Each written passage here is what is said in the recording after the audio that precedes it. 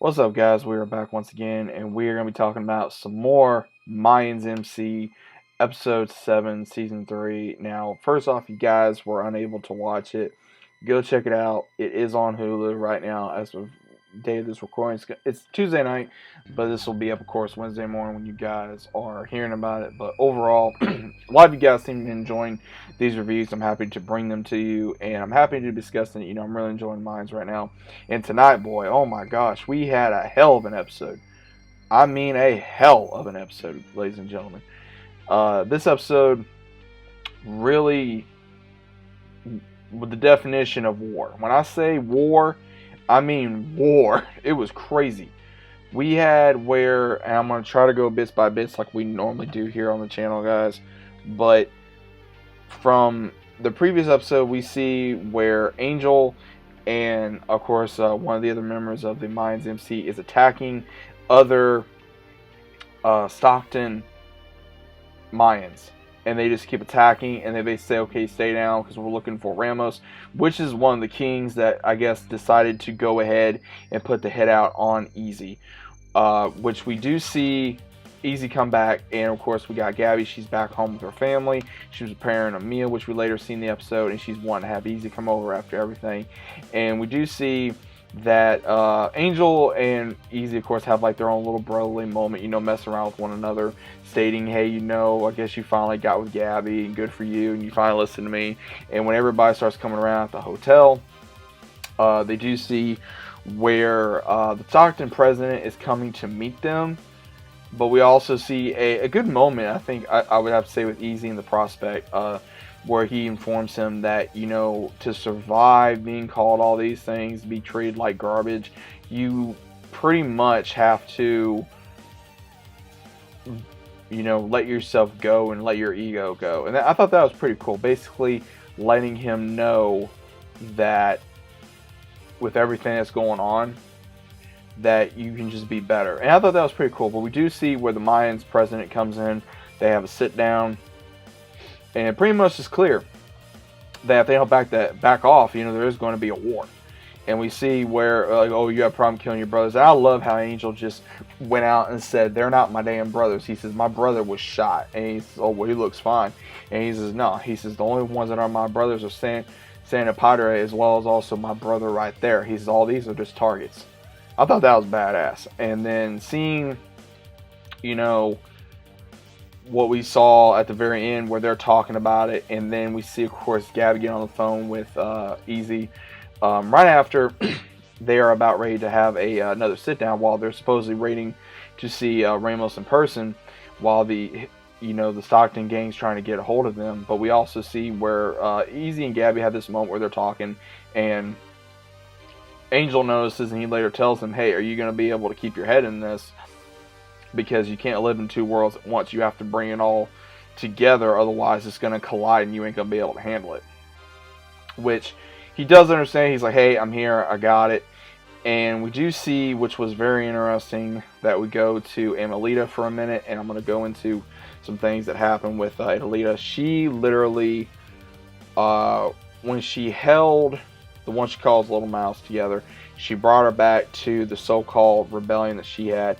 And her rebellion did literally go to crap, guys. It did. The one that was her second in command, he was letting the boys play video games, chill, while the women served them, being very sexual towards them and everything. She came in, saw this. He was making excuses. She killed him. Because we all know if Adelita was there and if she stayed, everything would have been equal. The boys wouldn't have been doing this. The women wouldn't have to be. There was even a young girl there pregnant. And you could tell in her eyes, and I got to give, the actress so props here, because her eyes basically told the story. Because when she came in there, you could tell she was pissed. Like, she just looked and you could tell she was angry. Like, this is what you've made it since I've been gone. Like, really? And she killed him. She takes over again because she tells him, this kid's about ready to shoot her, and she asks his name, and he tells her, and we see where she gets the gun. She basically tells him, I'm back. and they know her because she is the leader. She is what created this rebellion, and they now know, okay, she's not going anywhere. And then she starts shaving the heads out of all the members of her rebellion, starting with the females, and then she gives it to the young girl that we saw, and then she just gives it, starts doing it, basically in a way of stating that this is what we're going to be doing, to, I guess, gives ourselves a new start, that we're not going to be the same that we were at one point. So we do see that. Then we also see, we go back to Coco in this episode. Coco finally comes back. His daughter sees him. He's a mess. And then she later sees the signs after he passes out. She tries talking to him. He tries to tell her that nothing's wrong, that he's fine. And she says that she knows the signs, obviously from her grandmother, his mother. She tries to call him out on it, but he gets very angry with her, and then she tells him pretty much, hey, guess what? I hope you die, you damn junkie, and just goes off on him. And then finally, we do see where she storms out, and then he later calls the one Hope that he has been messing with at the community with all the druggies and the hippies, and the one that his name's Isaac, who did and played Argent in Teen Wolf. He is wanting... Obviously, she's scared of him. He's not still wanting to tell her what he threatened to do to her if he didn't do what he wanted him to do. And Coco comes up with this thing where he tells her that, with all the pain he's in, he just feels at peace when he's with her. And he gets drugged up again. Then he passes out with her. Do not know if she's shot up or not. But we do see right when Easy gets the phone and everyone's chilling out. And, of course, the Stockton Prez is getting, meth up with some crap he's smoking. We have a whole bunch of Mayans storm the motel, and there's an all-out brawl. And when I say a brawl, guys, I mean a brawl where I'm surprised the hotel was still standing by the time they got done. Most of it was in the parking lot. Then it went into the hotel. Everybody got jumped pretty much. I mean, there was like 3 bands of different, I would say, Mayans charters on the San El Padre charter. It was absolutely insane.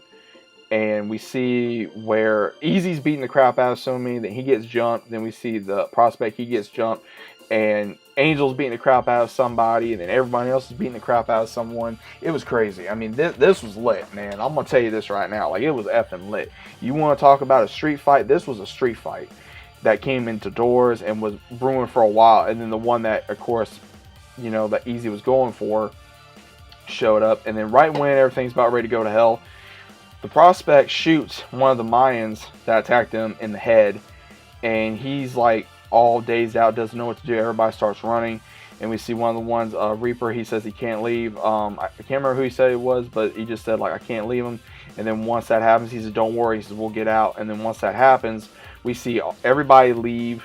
And they don't know what to do, because everyone is now going to start choosing alliance, because now the Mayans are literally at war with one another. And Bishop in the episode did say that he's tired of answering to, of course, the cartel and being the gatekeeper. He's tired of it, as he stated in this episode. And he's also tired of the Kings' BS, that he's basically just the errand boy, is what everyone feels like. And he's now showing them he's no longer an errand boy.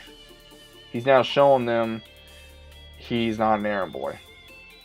And now, what's even more interesting is that we see that, which I thought was absolutely crazy, that we finally got to see Easy finally crossed the line tonight. I did not think he was going to cross, but I knew sooner or later he was going to. And he, basically, we see the cop that they met in last season. They use him to get Ramos out of cuffs and bring him to Easy. And then Easy just shoots him. Easy shoots him in the car without knowing. And then he's like, what the hell? He's like, well, does this mean I'm off the hook? He says, he just kind of looks at him like, is any of us really free? And just walks away, goes to Gabby's. And then he has dinner with Gabby, but he's also realizing that he's having a hard time living in both worlds, which obviously anyone would. Then we go back to Coco, and his daughter comes in, and the way the episode ends, which was absolutely heartbreaking and crazy, where we see him literally possibly dead. He's possibly dead. possibly of an overdose. His daughter's trying to wake him up. He won't wake up. And we see the one Hope right next to him. We don't know if she shot up or not, or she passed out. We don't know. But that's how the episode ends. But this episode right now, ladies and gentlemen, was absolutely freaking insane. I mean, when I say I was on the edge of my seat tonight, I really was. The performances tonight was absolutely astounding. This is what I think Mayans really brings to the table, especially if you get into it. Same thing goes for Sons of Anarchy. This is what Sons of Anarchy did for me as a fan, as a viewer of this franchise, and this is what Mayans does as well. And I think they do such a great job to keep their audience on, literally on their toes, and literally not know what the hell they're going to do literally in the next episode. And I can't believe that they possibly did kill off a character that I know a lot of people did like, but also he was a great character, but also was losing his way. So I'm not entirely sure how they're going to wrap up Coco's story, or how they're going to wrap this up overall. All I know is hopefully that, you know, we're going to get more answers next week, which we probably will. But either way, great episode, intense episode. Let me know what you guys think about this overall down in the comments down below. If you guys are new to the channel, consider about subscribing. We will continue to review Mayans down every week, so stay tuned for that. Every Wednesday morning, be prepared for a new Mayans review on the channel. But once again, if you guys are new, a like on the channel would be highly appreciated.